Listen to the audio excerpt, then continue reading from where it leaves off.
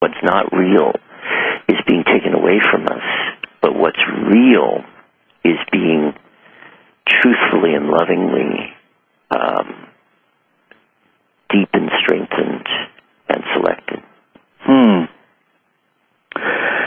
It almost sounds like an alchemical process of transmutation and purification from lead to gold.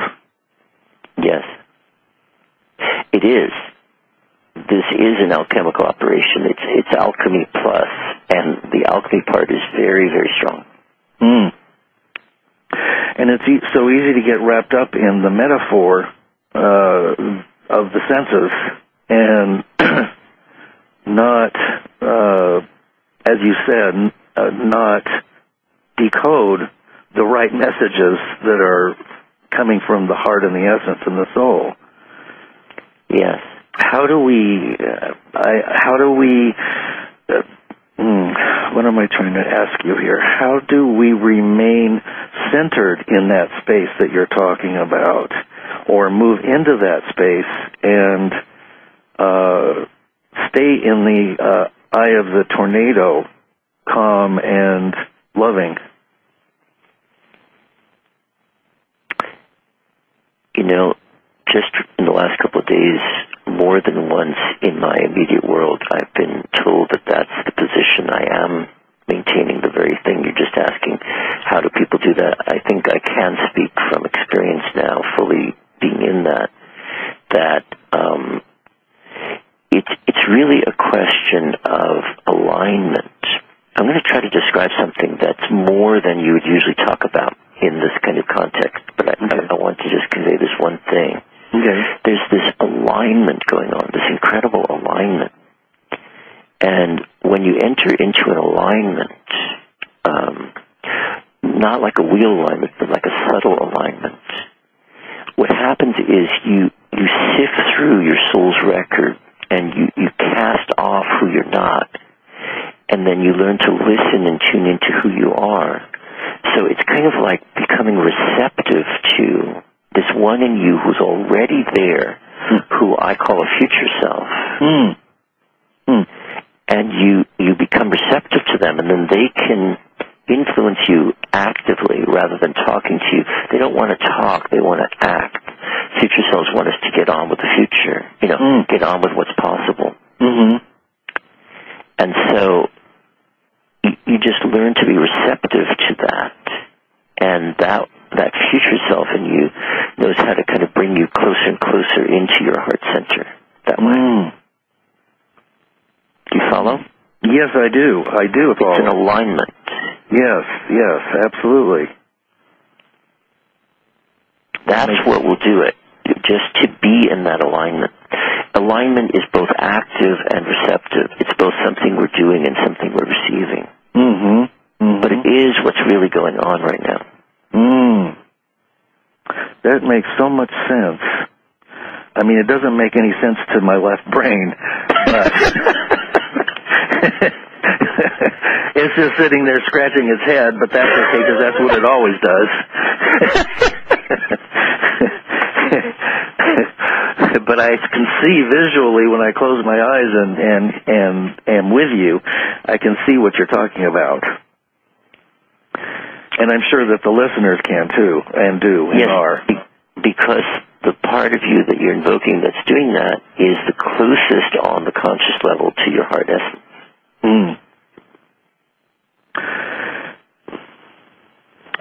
Now, so okay, that brings up the question about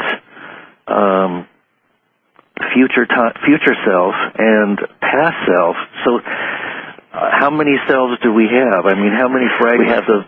Go ahead. We have many, and our past selves are actually very active in us. Again, not so much talking. Everybody wants to talk between this and that. It's not about talking with your past self. It's an active thing. Our past selves are impulsing us all the time, and we have to become sufficiently self-aware to be able to sort of encompass all that they're bringing us and to move beyond it. So there's this peculiar combination in our lives, if we're tuned into it, where we're constantly trying to kind of take our previous selves in some implicit way and bring them along with us and strip any influence of theirs that limits us, but unite with their essence. It sounds a little bit like aligning with the highest part of ourselves from the past. Yes, because actually you don't connect with previous lifetimes. You connect with the being who died at the end of that lifetime and who's in a chamber where you can connect with them. But you don't connect with the one who was alive, which means basically that it's more of a spiritualized version of that self. Do all of ourselves ever unite as one? Yes, that's what we're working on now. That's the age of Aquaria. And just so that, I am so confused about the age of Aquarius. I watched Hair in the 60s in Los Angeles, and they were talking about it then. When is the age of Aquarius? And is there a period of time we can... Some people say a few hundred years from now. Some people say it already happened 100 years ago. There's many, many different models, and my conviction is it's beginning on a continuous basis between now and 2015. Okay. Well, there's no reason why we couldn't pull from it and draw upon it right in this moment. If you just stretch your time sense slightly, you can.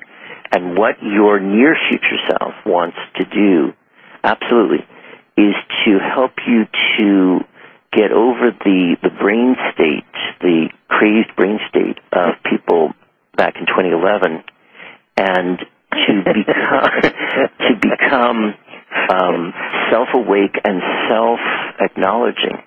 It's very hard for us to be fully self-acknowledging, but that's the leap.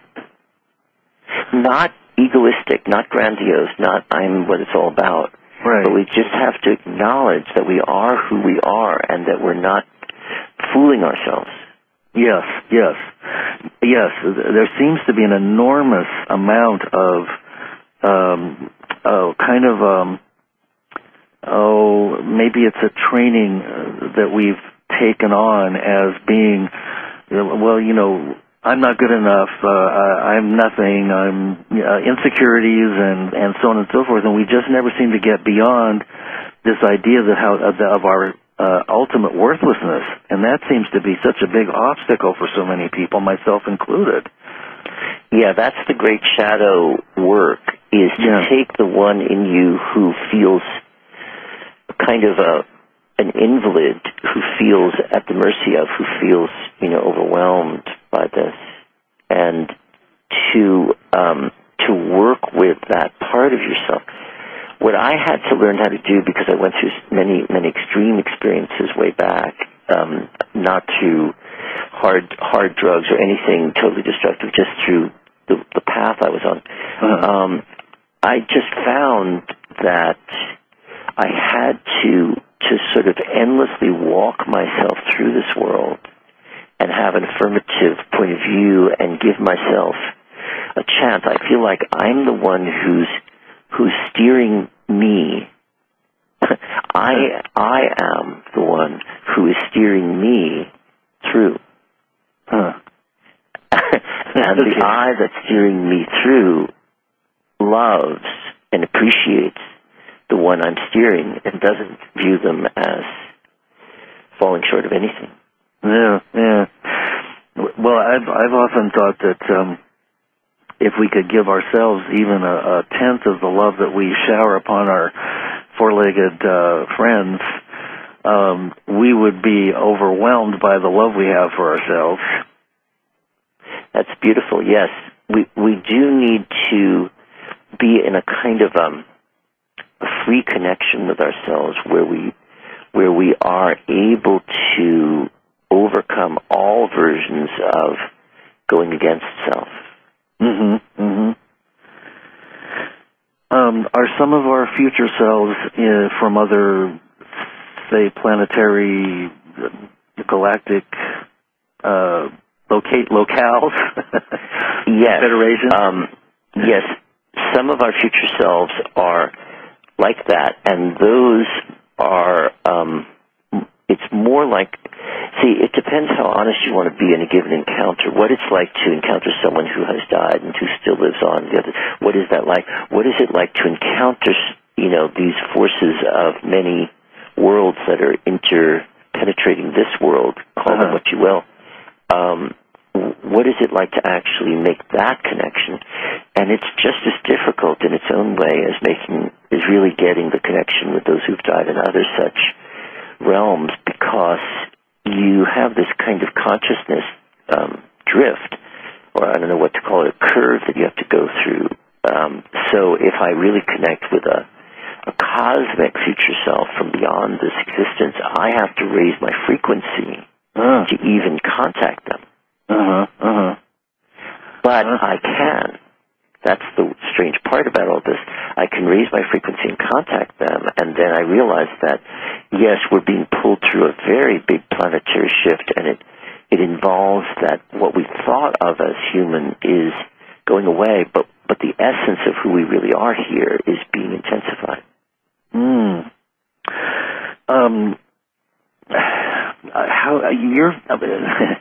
I have so many questions that are evoked by what you just said.